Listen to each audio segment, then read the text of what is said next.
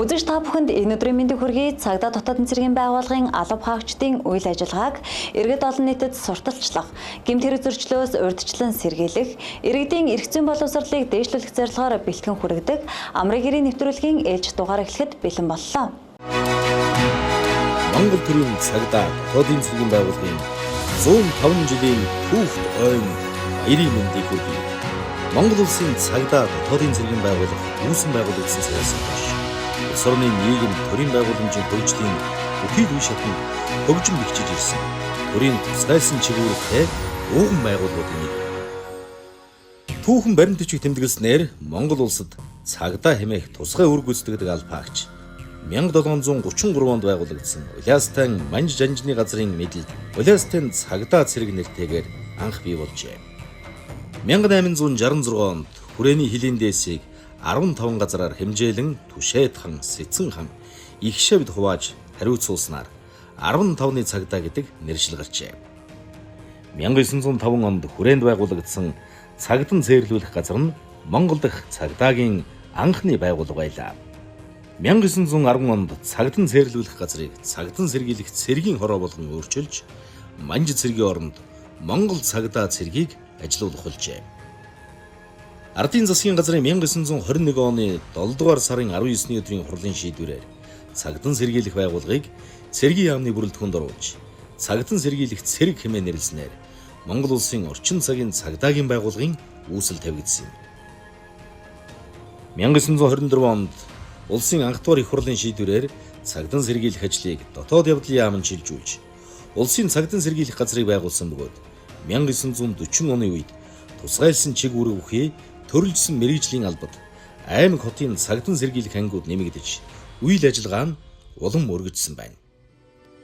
1940-оос 1960 онд хууль тогтоомжийг хэрэгжүүлэх зорилгоор гэмт хэрэгтээ тэмцэх, иргэдийг паспортжуулах, хэрэг бүртгэх, мөрдөн байцаах албадууд бэхжиж 1990 онд байгууллагын бүтэц зохион байгуулалт өргөжин техник хэрэгсэл, шинжлэх ухааны ололтыг нэвтрүүлсэн нь нийгмийн дэг журам тогтоох, иргэдийн аюулгүй байдлыг хангахад ихээхэн үр дүнгээ өгсөн гэж үздэг юм. 1990 оны 4-р сард нийгмийг аюулаас хамгаалах яамыг татан буулгаснаар цагдан сэргийлэх байгууллага нь цагдаагийн байгууллага нэршилтэй болж бие даан хөгжиж эхэлсэн бөгөөд 1990-ээс 1994 онд байгууллагад үндсэн өөрчлөлт шинжилтүүд хийгдсэн юм. Дотоодын цэргийн түүхэн замнал 1922 онд дотоодыг хамгаалах газрын дэргэд дотоодын харуул хамгаалтын үүрэг гүйцэтгэх тусгай тасаг байгуулагдсанаас хойш төр засаг командлаас даалгасан үүргийг нэр төртэй гүйцэтгсээр иржээ. 2014 онд цагдаагийн албаны тухай хууль хэрэгжиж эхэлснээр дотоодын цэргийн тухай хууль хүчингүй болж чиг үүргийг цагдаагийн албанд шилжүүлсэн байна. 2017 онд улсын хурал дотоодын цэргийн тухай хуулийг шинжилэн баталж дотоодын цэргийг дахин байгуулсан. Цагдаа дотоодын цэргийн байгууллагын чиг үүрэг. Цагдаагийн байгууллага нь цагдаагийн газрын агентлагийн эрх зүйн байдлын тухай хууль заасны дагуу гэмт хэрэгтээ тэмцэх, нийтийн хэв журам хамгаалах, олон нийтийн аюулгүй байдлыг хангах, захиргааны хяналт тавих чиг үүрэг бүхий төрийн тусгай алба юм. Цагдаагийн байгууллага хүний эрх чөлөөг хүндэтгэх, ил тод нээлттэй байх, олон нийтийн итгэлийг хүлээх, улс төрөөс ангид байх, нэгдмэл төвлөрсөн удирдлагатай байх зарчмыг баримтлан төв байгууллага харьяа албаны гэж нутаг дэвсгэрийн цагдаагийн байгууллагаас бүрдсэн тогтолцоогоор ажилладаг. Дотоодын цэргийн байгууллага нь улсын онц чухал объектыг хамгаалах, нийтийн хэв журам сахиулах, олон нийтийн аюулгүй байдлыг хангах, гэмт хэргийг таслан зогсооход дэмжлэг үзүүлэх, гамшиг аюулт үзэгдэл ослын үед эрен хайх аврах ажиллагаанд дэмжлэг үзүүлэх, террорист үйлдэлийг таслан зогсоох, тусгай ажиллагаанд оролцох зэрэг хуулиар тогтоосон бусад чиг үүргийг хэрэгжүүлдэг. Дотоодын цэрэг нь командлагч, штаб, мэргэжлийн анги, салбар гэсэн бүтэц зохион байгуулалтайгаар алба ажиллагаагаа явуулж байна. Онцлог үйл явдал мэдээлэл. Улсын хурлаас 1992 онд Монгол улсад нийгмийн дэг журмыг хангах талаар төрөөс явуулах үйл ажиллагааны үндсэн чиглэлийг 1993 онд цагдаагийн байгууллагын тухай хуулийг баталж 1994 оны 1-р сарын 1-ээс дагаж мөрдүүлсэн. Улмаар цагдаагийн албаны тухай хуулийг 2013-2017 онд тус шинжилэн баталж түүнийг хэрэгжүүлэх хүрээнд цагдаагийн байгууллага, бүтэц зохион байгуулалт үйл ажиллагаандаа зарим өөрчлөлтийг хийж холбогдох журам заавруудыг батлан мөрдүүлж байна. Шинжлэн баталсан хуулийг хэрэгжүүлэх ажлын хүрээнд аймаг нийслэлийн иргэдийн төлөөлөгчдийн хурлын дэргэд орон тооны бус иргэний зөвлөг байгуулж олон нийтийн цагдаагийн ажилтныг ажилуулснаар цагдаа иргэнийг холбох механизмыг бүрдүүлжээ. Өнөөдрийн байдлаар цагдаа дотоодын цэргийн байгууллага хүчин төгөлдөр мөрдөгдөж буй 930 хуулиас 120 хуулийг үндсэн чиг үүргийнхээ хүрээнд хэрэгжүүлж байна. Сүүлийн жилүүдэд дэлхийн улс хурлуудын хоорондын зэвсэг мөргөлдөөнөөс үүдэлтэй нийгэм эдийн засгийн нөхцөл байдлын улмаас гэмтэргийн гаралт өсөх хандлагатай байгаач цагдаагийн байгууллага өрчин сэргийлэх, насан зогсоох, иргэдийн эрх чөлөөг хамгаалах чиглэлээр өргөн хүрээнд олон талт ажил арга хэмжээг зохион байгуулж байна. Сүүлийн 5 жилийн дунджаар цагдаагийн байгууллага жилд 657,898 дуудлага мэдээлэл, 304,154 гомдол бүртгэгдсэн бөгөөд шийдвэрлэлт 97.7%, гэмтэргийн илрүүлэлт 51.8%, хохирлын нөхөн төлөвлөлт 46.2%тэй байна. Цагдаагийн байгууллага нь улс орны аюулгүй байдал, иргэдийн амин бие, эрүүл мэнд, бусдын өмч хөрөнгөд хор хохирол учирч болзошгүй онцгой нөхцөл үүссэн. Байгалийн гамшиг, гоцолдор төвчин тархсан үе болон ерөнхийлөгч улсын хурл, орон нутгийн сонгуулийн үед учирч болох аюул эрсдлийг багасгах, нийгмийн дэг журмыг сахиулах үүргээ тухай бүр амжилттай хэрэгжүүлж ирсэн түүхтэй. Тухайлбал 2008 оны сонгуулийн дараах 2 дугаар сарын 1-ний өдрийн эмх замбраагүй байдлын үед нийтийн хэв журмыг сахиулж, иргэдийн амнаас эд хөрөнгийг хамгаалж, аюулгүй байдлыг хангаж ажилласан. Мөн Монгол улсад хууль бус үйл ажиллагаа явуулж байсан бүгд найрамдах Хятад улсын 800 иргэнд холбогдох гэмт хэрэгт мөрдөн шалгах ажиллагаа явуулж, албадан гаргах ажлыг холбогдох мэргэжлийн байгууллагуудтай хамтран зохион байгуулсан.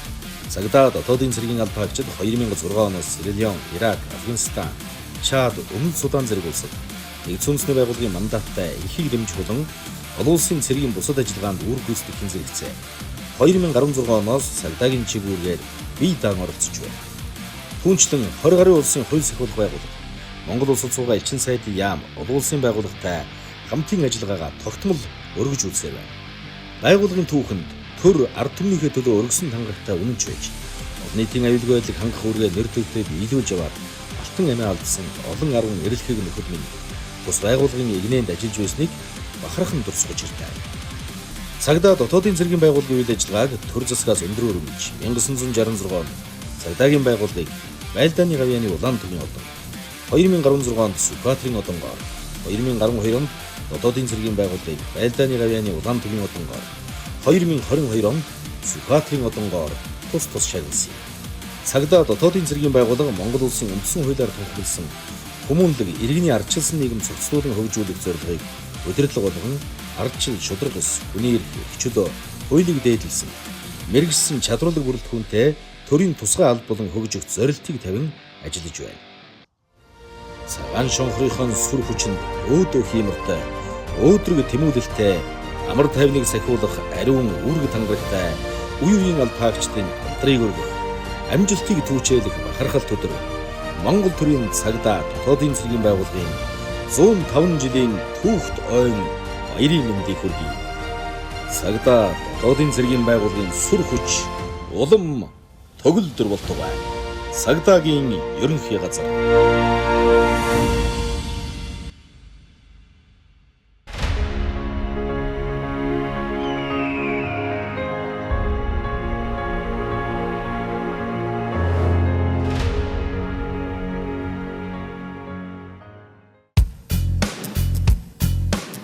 Баруун хязгаарын шинжтэй хуулахаа шивж нар өрөөд нэвтэрч хэрэг төвөөс мэдээ ирлээ.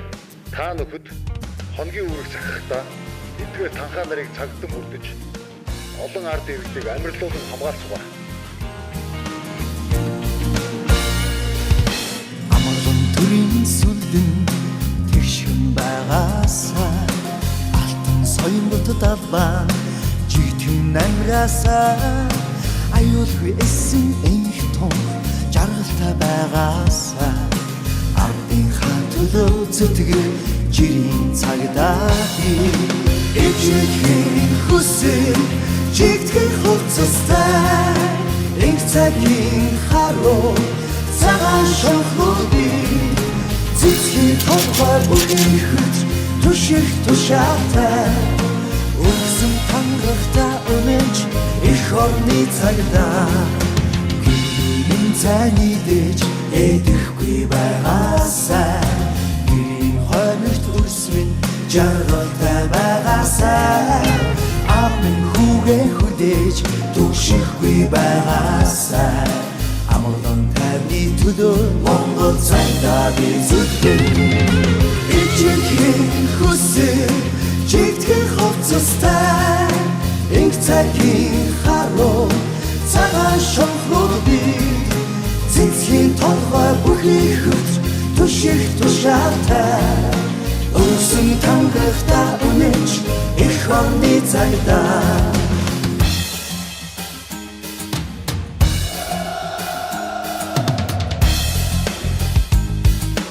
Монгол улсын төлөө зүтгэе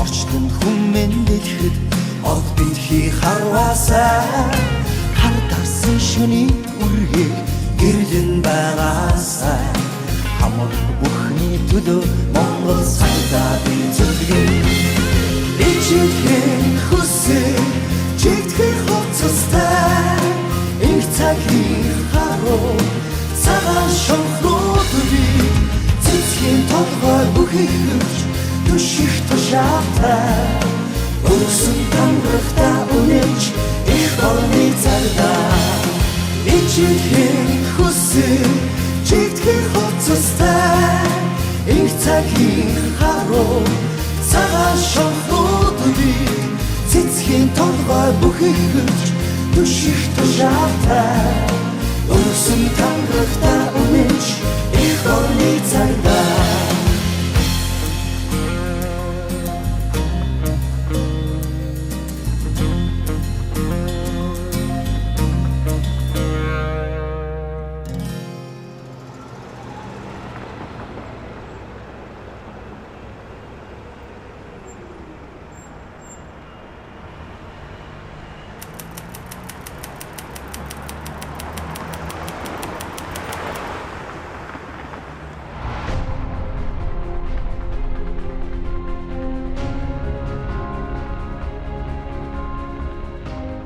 Мөрөн дээрмэн гялалзах эрдний таван хошуу мөнх орших түмний мэн итгэлийн гэрэл болог малгай дээрмэн мандсан Монгол төрийн соём маргаашийг гэрэлтүүлэх магдын гэрэлт наран болог хэмээн төр ард түмнийхээ төлөө хоёргүй сэтгэлээр зүтгэж буй Ахмад дунд залуу үеийн төлөөлөл албаагчдыг өнөөдрийн нэвтрүүлгээр онцолж байна.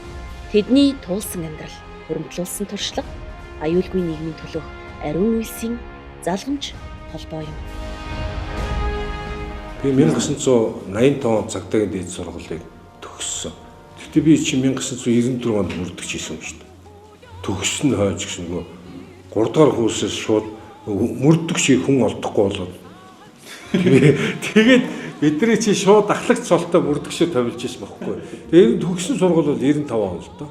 1995 он цагдаагийн дээд сургууль. Миний хувьд чинь 2010 онд цагдаагийн академи нэртэй багт нь ороод за тэгээд тэр дунд чинь дотоод хэргийн их сургууль болж нийслэл өөрчлөгдөд. Тэгээ 2014 онд дотоод хэргийн их сургуулийг төгссөн. Тэгээ яг төгссөн жилдээ л мөрдөгч байсан. Одоо тасралтгүй 12 жил мөрдөгчөөр ажиллаж байна. Би ч 2016 онд хувь сахиулах их сургууль нэртэй багт нь элсэж ороод тэгээд тухайн үед ч нэг хөтөлбөрөөр шинжлэгдсэн. 2.5 дээр нэмэх нь 1.5 нэмэх нь 1 гэх хөтөлбөртэй байсан байхгүй. Тэгээд 2.5 жилээ сурчаад голт нь авснаа дид ахлагчаар нэг 2 газар ажиллаж исэн байт. Тэгээд яг 2019 онд ч тэр үед чинь тэгээд дунд нь бас нэг эргээд нэг хөтөлбөр нь 4 жил хөтөлбөртэй болчлоо гэж бид нэрийг сургууль руу татсан чинь буцаад нэг ковид гарчлаа гэд. Тэгээд нэг цагдаагийн байгууллагад бас нэг ажиллах хүн хүч тотмог байна гэд. Одоо яг тантай адилхан бас тэгээд бидний буцаагаад бас дахиад дид ахлагчаар тушаал гаргаад тэгээд бид нэр өстэй дахин нэмлэгдээд ажиллаж исэн байхгүй. Тэгээд дотоод хэргийн сургууль болоод 2020 оны 12 сард бас л яг ковидын нэг цар тахлын үед 20 цэрийн дэглэмтэй байх үед бид нар бас төгсөж ирсэн. Миний хувьд анх томилогдсноос хойш мөрдөн шалгах үйл ажиллагааг бол 25 жил явуулсан байгаа. Энэ дундаа бол би одоо 90 сурвалж чиглэлээр Монголын цагдаагийн байгууллагад дагнан мэрэгшиж ажилласан юм албаагч байгаа. 90 сурвалжлах мэдээллийн одоо их хөгжлийг бол тухайн үедээ цуглуулж чадсан. Одоогийн яриад байгаа тэр big data гэдэг одоо цуглуулж чадсан дата аналист би орчин үеийнх нь юугаар хэлж штэ тийм ээ. Гэмт хэргийн оргон зайсан хүний очиж болох газрын талаа аналитик энэ чиглэлээр бол мэрэгшиж ажилласан. Намайг анх мөрдөн байцаагчаар томилогдож ирэхэд ах нар бол хүнтэй хүн шиг харьцаарай гэж их сургадаг байсан. Ер нь бидний нийгэм бидний амьдарч байгаа үед аав ээж маань ч гэсэн худлаа ярьж болохгүй шудраг байгаараа хүнтэй одоо сайхан харьцаж байгаарай гэсэн үгнүүдийг л хэлдэг байсан. Бидний амьдралын зарчим бол өрдөө тэнд л тулгуурж ирсэн. Миний хувьд ч гэсэн одоо дээр доорыг ялгаж байгаа хүнтэй хинтэй ч адилхан харьцахыг хичээдэг. Энийг одоо залуу үедээ хэлхийг үргэлж хичээдэг. За цагдаагийн байгууллагад ажилладаг албаагч нарын хувьд бол ажил бол маш хүнд ачаалттай. Яагаад тэгэхээр одоо гинт шөнөөрөө хэрэг гарна, дуудагдана, хэдэн цаг чамаагүй дуудагдана. Таныг эхнэр хүүхдээ гадуур зугаалаа явж ах чи хүртэл хэрэг гарлаа гэж дуудана. Тэгэл эхнэр хүүхдээ үлдээгээл бид нар тухайн газар дээр очдог. За юу гэдгийг гаднаас төлөөлөгч нар ирлээ гэхэд за тэнд цэг дээр хамгаалт аваарай гэхэд тэр цэг дээр тогтоосон хугацаанд байж л байх хэвээр. Тэнд хойно чиний аав ээж эмнэлэг твтэж гин үү? Эхнэр хүүхдээ чинь төрсөн өдөр байна уу? Тэр үнэхээр хамаагүй байхгүй. Та үүрэг хүлээсэн л бол тангараг үүргэсэн л бол тогтоосон хугацаанд тэр хугацаа байж байгаа л ёстой. Цагдаагийн байгууллагын албаагч иргэд хоорондоо харилцан ойлголцоод нэг ингэж итгэж хүндлээд ингэж ажиллах юм бол энэ цагдаагийн байгууллагын үйл ажиллагаа илүү тогтворчин тий хин хиннийгаа бас нөгөө нэг нэр хүндэд нь халдахгүй асуудлууд бас нэг талдаа бас цэгцэрх юм болов уу гэж би дотроо бодож явдаг цагдаагийн албаагч хүн. За цагдаагийн байгууллагад сүүлийн жилүүдэд технологийн дэвшлиг дамун дээрээс инновацийг ер нь үйл ажиллагаанд ихээр нэвтрүүлж ашиглаж байгаа. За энэ дундаасаа бол миний одоо өөрийн ажиллаж байгаа салбар буюу мөрдөн шалгах үйл ажиллагаа, мөрдөн шалгах чиглэлийн салбарт бол бас технологийн дэвшлүүдийг бас ихээр нэвтрүүлээд одоо өнөөдөр бол ер нь ашиглаад тэг мөн дээрээс нь бас хүний эрхийг хангах чиглэлээр бас улам илүү боловсронгуй болж энэ бол бид нар үйл ажиллагаанд өдөр тутамдаа байнгын мөрдлөг болгож юм ашиглаж байгаа. Технологийн дэвшил нь бол цагдаагийн байгууллага яг үүсэлт хөгжлөөс ахуулаад ингээд үе үедээ ингээд тухайн дарга нарын удирдагч нарын ерөнхийдөө бол бас ингээд мөрдөн шалгах ажиллагааг айл болох эсвэл цагдаагийн байгууллага үйл ажиллагааг ингээд айл болох хялбар болгох айл болох одоо илүү одоо хүний эрхийг хангасан мөн дээрээс нь тухайн албаагч үйл ажиллагааг хөнгөвчлсөн иймэрхүү байдлаар юу нь бол явуулахад илүү чиглэсэн байдаг. Одоо ч ер нь бол эсэгийн чиглэлээр бас ер нь цаашд ер нь улам илүү өсөж хөгжих хандлагатай байгаа. Ийм хэлбэрээр явж байгаа. За Ахмад үеийн ажиллаж исэн туршлагаас ахуулаад яг өөрсдийн алдаан оноон дээр одоо тухайн одоо тэр өөрсдийн алдаан оноон дээр тухайн туршлагыг одоо хоригдлуулад тэгээд мөн дээрээс нь ийм чиглэлээр одоо ингээд цааш үедээ одоо цагдаагийн байгууллагын үйл ажиллагааг бол илүү ийм дэвшилтэд болох шаардлагатай юм байна гэдэг ер нь бодлогын хүрээнд за дунд үеэс санаачлага одоо санаачлага гарч ирж одоо залуу үеийн бид нэр энэхүү дэвшилтэд технологиг одоо цаашаад хэрэглээд одоо үйл ажиллагаанд ингээм мөрдлөг болгоод яваад байгаа. Энэхүү үйл ажиллагааны хүрээнд бол яг одоо залуу үеийн бид нэр үүнийг бол түлхүү ашигладаг байх нь зүйтэй гэж боддог. Миний хувьд бол учир юу вэ гэхээр энэ бол цаашлаад бол бидний яг цагдаагийн байгууллагын үйл ажиллагаанд цаашаа ашиглаж хэрэглэж хөгжих дэвших ерөөсөө яг үндэс суурь нь бид бүхэн энийг ашиглаж улам дэлгэрүүлж одоо байнгын ингээд үйл ажиллагаанд ингэж мөрдлөг болгож ажилласнараа зэрэг бас нэг тодорхой хэмжээний туршлага тогтноо. Үүнийхээ алдаан оноог бид мэддэг болно. Тэгээд цааш дараагийнхаа үедээ бидний үнийг бол улам илүү сайжруулах, улам илүү боловсронгуй болгох бас тийм боломж болцоо байдаг юм болов гэж харж байгаа. За хэдийгээр би бас өнгөрсөн нийгэм буюу социалист нийгэмд амьдарч байсан хүн хэдий ч гэсэн ерөө хүний амьдралын яг үнэн чанар юу вэ гэхээр шудраг байх. Цагдаагийн байгууллага тэр дундаа мөрдөн шалгах байгууллага алба бол шудраг үнэний төлөө тэмцсэн энэ он жилүүдийн түүх байдаг. Бидний энэ эрх зүйн гол их сурвалж болсон цагдаагийн байгууллагын дүрмүүдээс гадна 1926 онд аливаа хэргийг мөрдөн шалгах хууль анги батлагдсан байж байгаа. Мөрдөн шалгах алба гэгч энэ цаг үеэс хойш 100 жилийн өөрийг үтсэн байна. Цагдаагийн албан хаагч бол шудраг үнэний төлөө явдаг. Иргэд яагаад цагдаад хүүхдүүд яагаад дуртай байдаг вэ гэхээр тэдний үзэж байгаа соёл урлаг, кино, шудраг үнэний төлөө тэмцдэг тэр сайхан нэмжин сэтгэлтэй хүний төлөө гэсэн хүмүүсийн тухай байдаг. Тэгэхээр цагдаагийн албан хаагч хүн бол хүний төлөө ажиллаж байгаа, өөрийгөө зориулж байгаа юм учраас шудраг байх хэрэгтэй, иргэдтэйгээ тэгш харьцдаг байх ёстой л гэж ингэж хэлмээр байна. Хэдийгээр социалист нийгэмд сургадагч байсан гэсэн, зах зээлийн нийгэм байлаа ч гэсэн ямар ч нэгэн хүн хүнтэйгээ хүнлэг ёсоор харьцна гэдэг бол хамгийн чухал зүйл. Хүнтэй хүндэлж харьцна гэдэг бол бидний одоо ярианы эхлэл бөгөөд хүний одоо мэдлэгээс л бүх одоо харилцааны эхлэл эхэлдэг. Тийм учраас дунд залуу үедээ хүнтэй ээлдэг боловсон харьцаж байгаараа хэдийгээр гэмт хэрэгт холбогдсон хүнч гэлээ гэсэн тэр хүмүүст бол эрх бий, хохирсон хүн ч гэсэн эрх бий. Цагдаагийн байгууллагад ажиллаад ер нь ажиллахын юм гоё юм бэ гэдэг хэлээр тийм. Энэ өөрөө нөгөө нэг залуу хүний ажиллалтаа ер нь бол залуу байх үедээ бол жинхэнэ нөгөө нэг барын ам руу гараа ихээс буцахгүй гэдэг чинь гал шиг дүрлцэж ажилтдаг л ажилтаа энэ. Тодорхой хугацаанд ингэж дүрлцэж ажилтдаг ажил. За тэгээд ерөнхийдөө тодорхой хугацаанд болоод ирэхлээрээ доод үедээ энийг өвж уламжлуулдаг. Тэгээд ер нь бол ийм алба байсан шүү те. Бид нэр ингэж хэргийг шалгадаг байсан шүү. Хэрэг шалгана гэдэг маань ийм байдаг шүү ч гэдэг юм уу те. Цагдаагийн байгууллага уялдаа холбоо гэдэг нь бас нэг ийм байдаг шүү те. Хэвжрэм хамгаалах алба, эрүүгийн цагдаагийн алба, гэмтэрэг зөрчил шалгах алба гэдэг. Бид нэр бас ингээд бид хооронд ийм уялдаа холбоотой шүү те. Мөрдөгч ихлээрэл дан хэрэг шалгаал ингээл цаасны ард ингээд суугаад идэг те. Хэрэгтэнтэй харилцаал хохирчтой уулзаал ингээд яваад идэг юм биш. Хэргийн газрын үйлчлэгийн хамгаалт ахваас эхсүүлээл нийтийн хэвжрэм хамгаалах алба, хэргийн газрын үйлчлэгийн хамгаалт авч юм. Эрүүгийн цагдаагийн албаны мэдээлэл цуглуулж чинь гэдэг юм үү те. Ингээд мөрдөгч нар болохоор нотлох баримтаа бэхжүүлж чинь гэдэг юм уу. Шүүх шинжилгээний ерөнхий газрын шинжээч нар бас мөрдөгч нартай хамтарч ажиллаж чинь гэдэг юм уу те. Ингээд бас үйл ажиллагаанууд хоорондоо уялдаа холбоотойгоос явагддаг. Анх одоо намайг цагдаагийн байгууллага дээр томилогдож байхад мэдээж ажлаа мэдхгүй орж байгаа шүү дээ. Тэгэхэд бас намайг яг заад чиглүүлж исэн хэд хэдэн хүмүүс байдаг. Тухайн хүмүүсийн хэлжсэн, ярьжсэн одоо тэр өөрсдийнх нь яг тодорхой яг ерөнхий тийм зарчмын ойлголттой байдаг надад өгч ирсэн одоо хүртэл яг тэр хэвээрээ байдаг байхгүй. Тэгэхээр зэрэг бол яг энийг л одоо юм нь бол тэр хойч үедээ тодорхой тэр арга зүй хөвшүүл одоо энэ цагдаагийн байгууллагад цаашдаа ажиллахад бас ямар зарчмаар ажиллах юм бэ? Яаж ажиллах ёстой юм бэ гэдгийг бас хойч үедээ үлдээх. Одоо ингээд би анх мөрдөгчөөр томилогдоод ирж байхад ч гэсэндээ надад нэг ахлах мөрдөгч зааж ирсэн.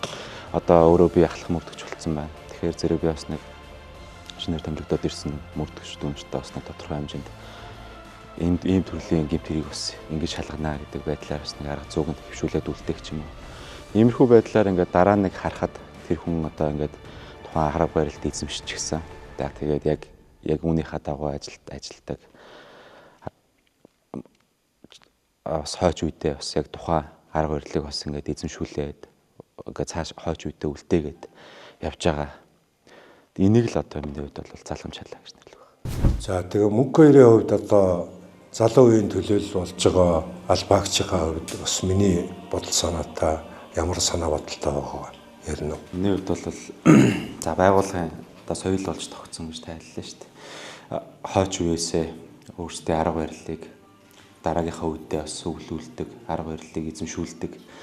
Иймэрхүү байдлаар ер нь бол өөрсдөө дотоод байгууллагатаа бас дараагийнхаа залхамж халааг бас ингэж бэлддэг. Бас энэ том соёлыг бас ер нь цаашдаа ч гэсэндээ би ч бас цаашдаа бас энэ арга барилыг, энэ соёлыг бас ингэж өглүүлээд дараагийнхаа үед бас залхамж халаатаа бас ингэж сургаад явах хэрэгтэй юм байна гэж ойлгож байна. Миний үед бас мөрдөн шалгах албанд буян жаргал авшигчтай бас их ойрхон ажилладаг. Буян жаргал авшигч бас ажиллах арга барил гэх мэтлэн зүйлсээс бас их суралцж явдаг л да. Тэгэхээр одоо энэ дунд үеийн одоо яг төлөвлөл буюу одоо Ахмад үеийнхаа нэрээс нь залуу үеийнхаа одоо гүүр болж байгаа хүний хувьд таны хувьд одоо заламжлалаа гэж юу ойлгох вэ? За юун төрөнд ийм сайхан нэвтрүүлэгт Ахмад үетэйгээ залуу үетэйгээ гэж орж байгаад маш их баяртай байна. За тэгээд бас дунд үеийн төлөөлөл гэж те энэ олон сайхан залуучуудыг төлөөлж бас ингэж үзэл бодлоо илэрхийлж байна. За дунд үе гэхлээр ерөнхийдөө бол манай үе болохоор нөгөө нэг хуучин хууль шинэ хууль хоёрын яг завсраар орж ирсэн. За тэгээд ах нар бол бид нарт юмыг заахтаа бол ерөнхийдөө бол их хатуугаар зааж өсгсөн шүү дээ бид нарыг. Тэгээ одоо шинэ үеийн залуучууд орж ирж байгаа. За энэ залуучуудад бол хатуугаар гэхээсээ илүүгээр те юмыг ойлгуулж учирлаж тайлбарлаж ийж энэ хүмүүс бас юмны учрыг ойлгодог тийм үе бас болчиход байна те. За тийм учраас залуу үеэ яаж халамжлан хүмүүжүүлэхөө сурган дадлагч болох вэ? Ахмад үеэсээ бидний өвлж авсан юм хэрхэн энэ хүмүүст бас нааж үлдэх үү гэдэг зүйл бас маш том ачаа бас бидний нуруунд дээр ирсэн болов уу гэж бас би бас хардаг. За тийм ч учраас дээд үеийнхаа уламжлалыг эвдэхгүй доод үедээ тэр уламжлалыг зөвүүр нь өргөжлүүлэх бас тийм үүрэг хариуцлага тийм шаардлага бас биднэрт бас үүссэн байна гэж бас миний хувьд бас боддог. Намайг цагдаагийн байгууллагад томилогдоод ирж байхад бас надаас туршлагатай одоо манай ах нар штэ бас их халуун дотноор хүлээж аваад надад бол энэ ажлыг бол зааж сургаж ирсэн. Тэгээд ерөнхийдөө бол тухайн хүмүүсийн л одоо тэр надад тэр зааж сургаж ирсэн тэр арга барилыг бас ер нь бол би бас одоо бидгээс дүү нартаа зааж сургах тухайн арга барилыг нөхлүүлэх иймэрхүү байдлаар ингээд ажиллаж байгаа. Ер нь цагдаагийн байгууллагын бас нэг залхамж халаа гэдэг нь одоо тухайн яг л одоо тухайн агуулга дээр бас байгаад байт юм болов. Одоо зүгээр л шинэ албаагч орж ирлээ. Тэр албаагчийг сургалаа. Сурсан мэдсэн албаагч нь дараагийн үедээ бас тухайн арга барилаа өглүүлээд явах нэг ийм л зарчим байдаг юм болов да. Тэгэхээр цагдаагийн байгууллагын залхамж халаа гэдэг нь бол одоо ч өмнөч байсан. Одоо цаашдаач байсаар болно. Цагдаагийн байгууллагын энэ 105 жилийн түүх бол уламжлал шинжилэл дээр тулгуурлаж явдаг.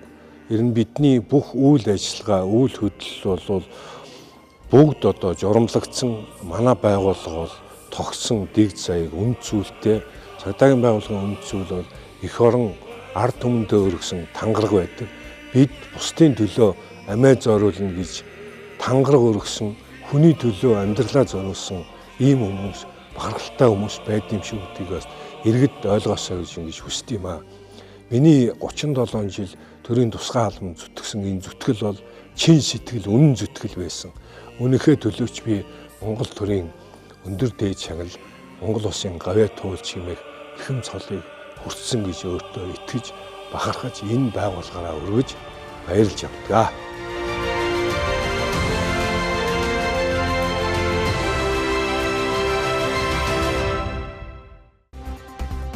Монгол улсад орчин цагийн цагдаагийн байгууллага үүсэж хөгжсөний 105, дотоодын цэргийн 104, нийслэлийн цагдаагийн удирдах газрын 100 жилийн ой, цагдаа дотоодын цэргийн ахмадын хорооны 60 жил, цагдаагийн болон дотоодын цэргийн алба хаагчийн өдрийн баярын хурал, хүндэтгэлийн тоглолт, соёлын төв өргөнд зохион байгуулагдаж байна.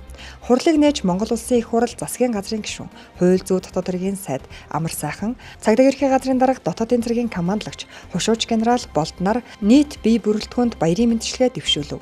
Энэ үеэр цагдаа дотоодын цэргийн байгууллагаас хуулиар хүлээсэн чигүүргээ хэрэгжүүлэхэд онцгой гавьяа байгуулсан, итгэв зүтгэл гарган ажилласан алба хаагчдыг төрийн дэд одон медаль болох цэргийн гавьяаны одон, цэргийн хүндэт медаль, хууль зүйн албаны тэргүүний ажилтан хүндэт тэмдэг, цагдаагийн алдар, цагдаагийн гавьяа, дотоодын цэргийн алдар тэмдгээр алба хаагчдыг шагнаж цолоолголоо. За юун түрүүн одоо 105 жилийн түүхтэй орчин цагийн цагдаагийн байгууллага 104 жилийн түүхтэй дотоодын цэргийн байгууллагыг одоо үе үеийн удирдлагууд, ахмад буурлууд, энэ албанд одоо залуу халуун насаа зориулсан үе үеийн одоо төлөөллүүд болон тэдний ар гэрийнхэнд хойн баярын халуун мэндийг өргөн дэвшүүлье. Энэ бол үнэхээр одоо баатарлаг үйлс, ард түмнийхээ эрүүл, аюулгүй, амар амгалан амьдрах орчин нөхцөлийг бүрдүүлэхийн төлөө тангараг өргөн зүтгэж байгаа алба хаагчдаараа бид бас өнөөдөр бахархах ёстой, үйл хэргийг үнэлэх ёстой, бас хүндлэх ёстой. Тийм учраас энэ хүрээнд өнөөдрийн удаа арга хэмжээ зохион байгуулагч байна. Нэгдүгээр, хоёрдугаарт бол мэдээж одоо орчин цагийн цагдаагийн байгууллага дотоодын цэрэг жилэрэг туссан мөнгө засч бодлого шийдвэр нь шинжлэгдэж, үйл ажиллагаа нь эрчимжиж бас олд амжилтаар дүүрэн байна. Гэхдээ өнөөдөр дэлхийн ертөнц урд өмнө байгаа үүрээ өөрчлөгдөж байна. Түүнийг дагсан одоо төрөл бүрийн гэмт хэргийн гаралт сэдэлтүүд улам нарийн болж байна. Ялангуяа технологичж байна. Цахимжиж байна. Эзэнгүүдж байна.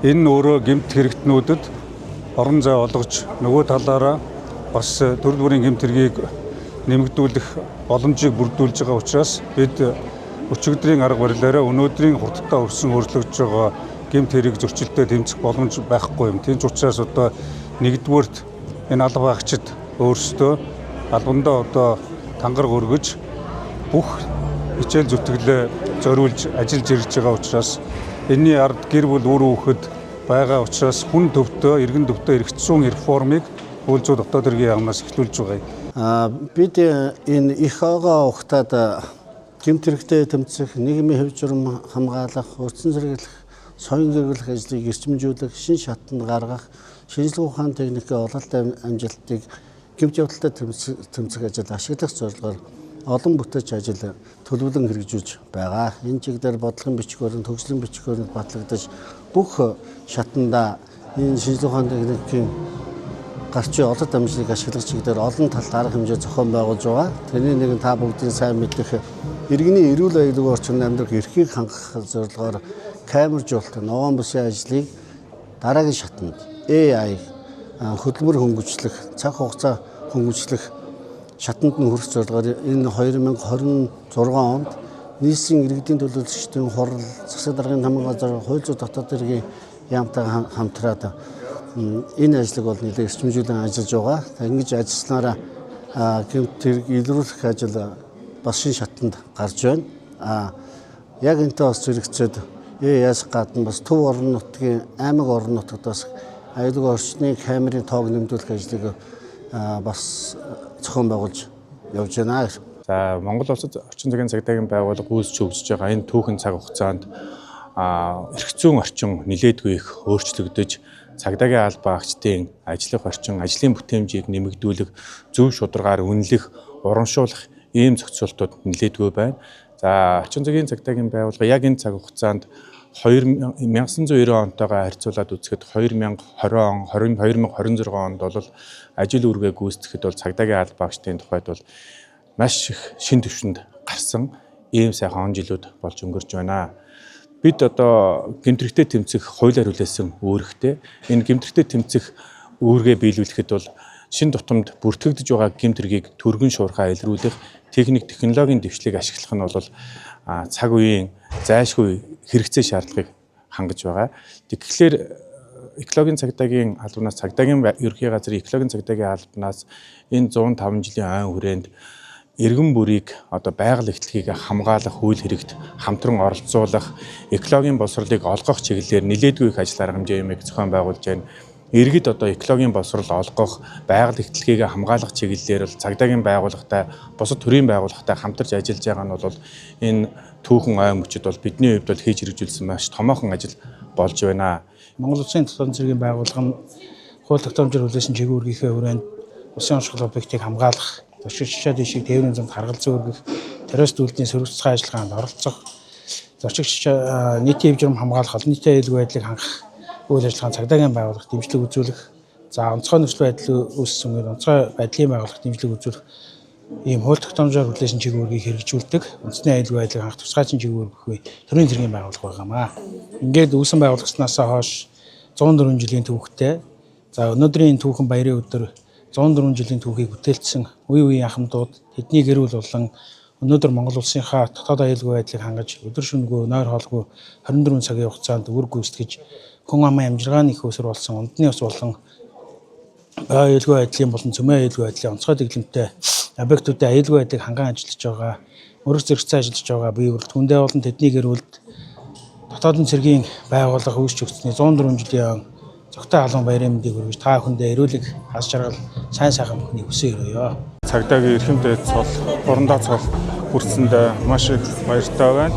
За миний энэ цолыг бүртгэхэд хамгийн их дэмжлэг тусалцаа үзүүлдэг арга гэр үр хүүхэд, аав ээж, тэгээ үе үеийн удирдлагууд, хамтарч ажиллаж байсан үе үеийн бэлтгэл хурандаа, ах хамдуудаа, одоо ажиллаж байгаа алба хаагч нартаа маш их баярлалаа. Та бүгдээ минь бас хүчээл зүтгэл бүгд хамт байсан шүү.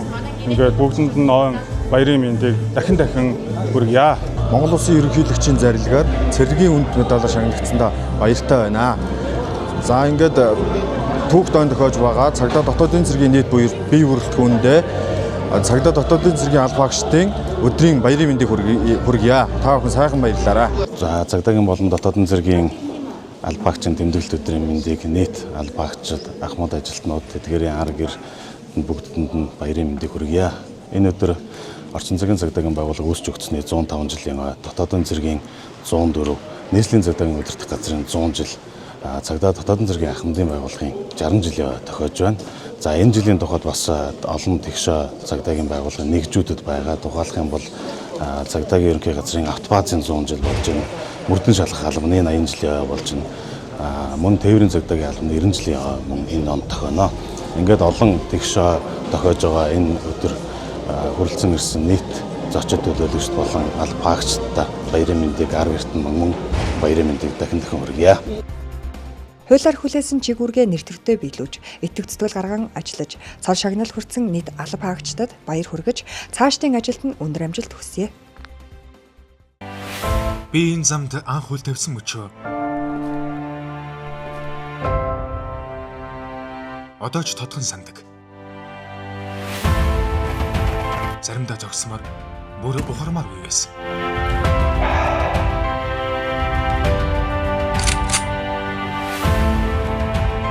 Гэхдээ мөр зэрэгцэн зүтгэх журмын нөхөд минь үргэлж дэргэд байсан учраас би айдсаас илүү зоригийг сонгож өнөөдөр хүртэл энэ замаар алхасаа. Би цаашдаж эргэлзэлгүй урагшлана. Таныг айц төгшүүргүй амьдраасаа гэж. Аюул занал хийлтэй бүү нүүр тулаасаа гэж. Хохирж эрх ашигтай зөрчигдөхгүй байгаасаа гэж. Бид энэ зам дээр өдөр бүр зогсолтгүй бас ухралтгүй зүтгэдэг.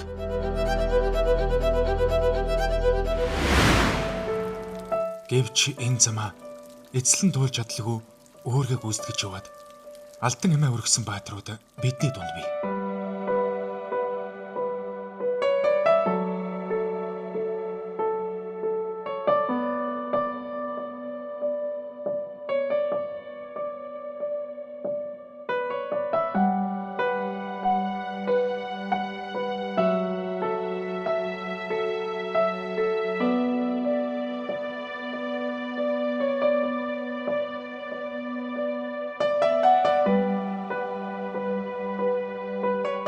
Тэдний чин сэтгэлийн зүтгэл, эр зориг биднийг маргааш руу хөтлөх хүч болдог.